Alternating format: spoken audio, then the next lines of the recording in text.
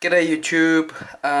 Today I'm just doing a review of one of the 1/18 scale of my Fast and Furious collections.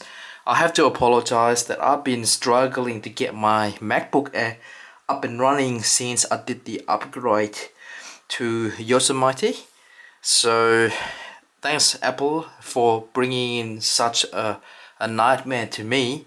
I did a clean install of the Mavericks on my machine, so I shouldn't be having any issue, but then I've got an issue. So for those out there who wants to upgrade their MacBook Air or MacBook products pre 2013, just a word of caution, don't do it.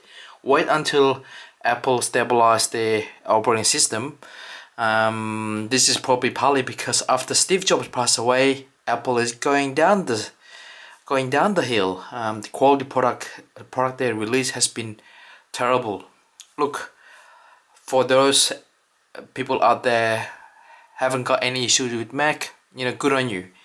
But for the past 7 years, I started having problems ever since this product was released after the passing of Steve Jobs. Anyhow, those are just my rant. Let's get on to the serious stuff.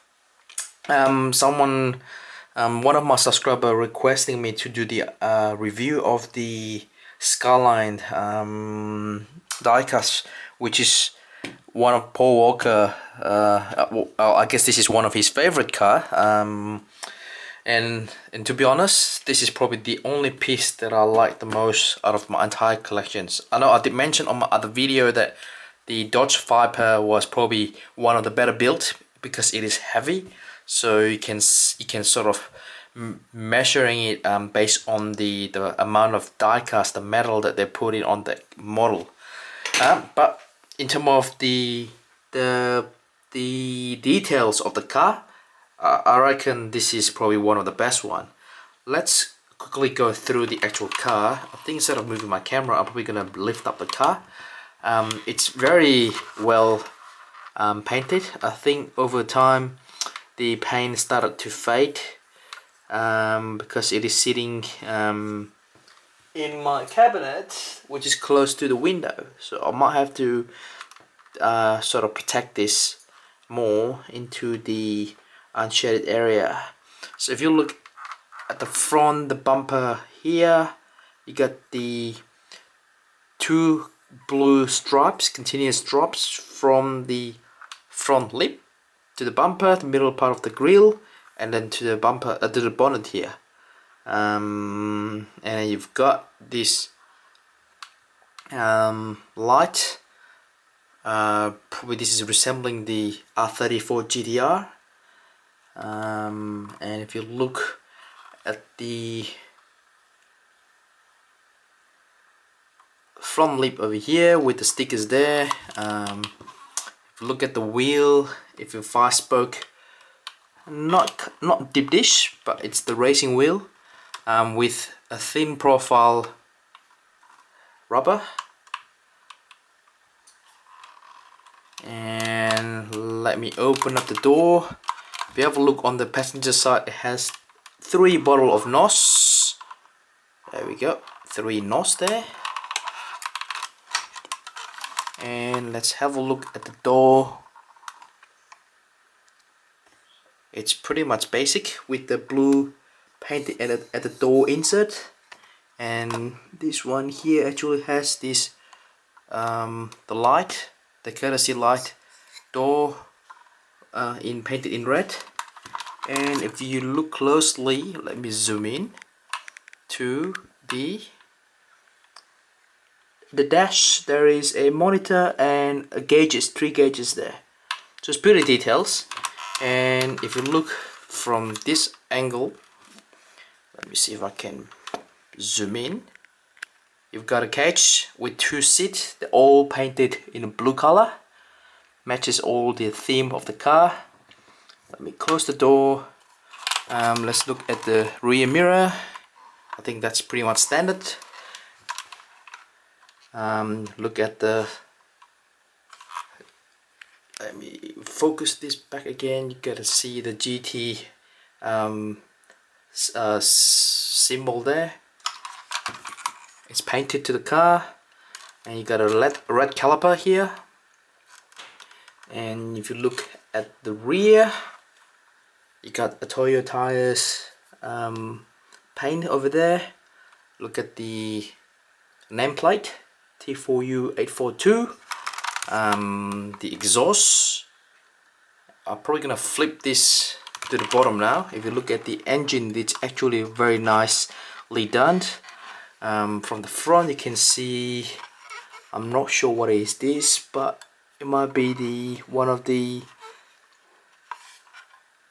maybe the intercooler, or I'm not quite sure what is that, but it's just a nice piece, not a nice touch over there.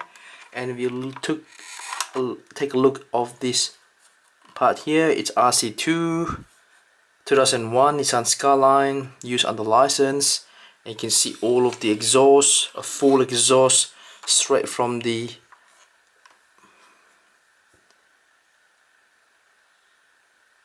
intake over there and all the way to the back. And there's this part here that I don't know what's that, but we'll find out soon. And you got this high wing. The spoiler is pretty high, blue color. It's made out of metal. This one are plastic, but this bit here is metal. And let's take a look at the boot. It's pretty much plain, there's nothing on it, but it's pretty detailed. And now let's move to this side here. Pretty much the same as the other side. And look at the seat, it's a racing seat, it's a bucket seat. Let me see if I can grab that. It's actually a Recaro. Let me get the torch and shine this bit here.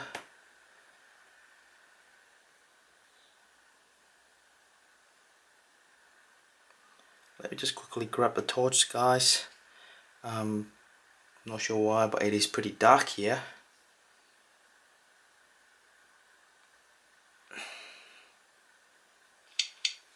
Okay, hopefully you guys can see it. It's Recaro writing right there. Hopefully you guys can catch that. And let's take a look. It's a Momo steering wheel. Again, probably have to shine the torch right there. Momo steering wheel. Look at the details of the pedal. You got 3 pedals and the side kick. It's very nice. And have a look with the dash. I'm not sure if you guys can see it from that angle, but let me focus that again. Shine a torch. Sorry guys, it's a bit awkward here. Try to do this review with my camera. And if you look at the details of the dash, it's quite remarkable. Yeah, interesting parts. Now let's move to what's under the hood. Let me see if I can open this hood up easily. They are pretty tight. There we go. It's pretty much details, almost the same as the Evo. You got the Skyline GTR engine there. Got the air filter. You got a strut brace. Got a gold color bit over there. I'm not sure what is that. Got this intercooler type thing. I think probably connected to the intercooler. Yeah guys, so this is it. This is my review for the Skyline, and I do want to tell you guys that the quality build of all of Paul Walker cars, they're all pretty much on par.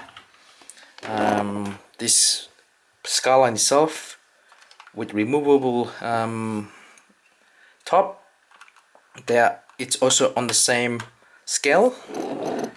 This Evo here, they are also on the same scale.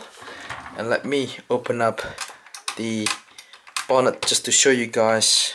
For some reason they pay a lot more attention on Paul Walker car as opposed to every other diecast model they have for this Fast and Furious collection.